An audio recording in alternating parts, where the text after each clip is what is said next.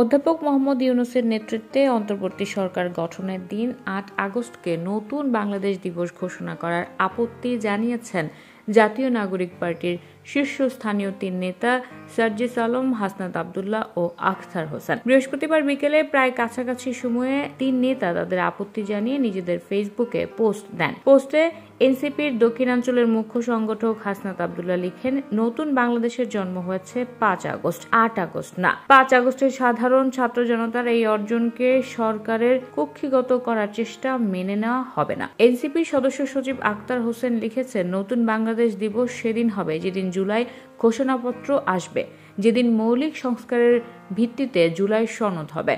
আর এনসিপির উত্তরাঞ্চলের মুখ্য সংগঠক সার্জিস আলম তার ভেরিফাইড ফেসবুক পেজে লিখেছেন, ৮ আগস্ট দ্বিতীয় স্বাধীনতা শুরু হয়নি, দ্বিতীয় স্বাধীনতা নষ্টের, ছাড় দেওয়ার এবং বিপ্লব বেহাতের কর্মযজ্ঞ শুরু হয়েছে। ৫ আগস্ট জুলাই গণ অভ্যুত্থান দিবস এবং দ্বিতীয় স্বাধীনতা দিবস। ছাত্র জনতার আন্দোলনের মুখে গত বছরের ৫ আগস্ট শেখ হাসিনা সরকারের পতনের পর ডক্টর ইউনূসের নেতৃত্বে অন্তর্বর্তী সরকার গঠিত হয় ৮ আগস্ট। বুধবার ৫ আগস্টকে জুলাই গণ অভ্যুত্থান দিবস এবং ৮ আগস্টকে নতুন বাংলাদেশ দিবস ঘোষণা করে পরিপত্র জারি করেছেন মন্ত্রিপরিষদ বিভাগ।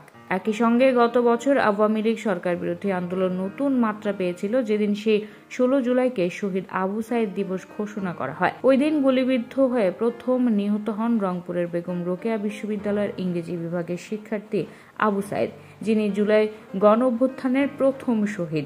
গতকাল মন্ত্রিপরিষদ বিভাগের পরিপত্রে সংশ্লিষ্ট সব মন্ত্রণালয়, বিভাগ ও সংস্থাকে প্রতি বছর যথাযথভাবে এই ৩ দিবস প্রতিপালন করতে বলা হয়। You are watching Raj TV, Jagorone, Bangladesh. Please subscribe our channel.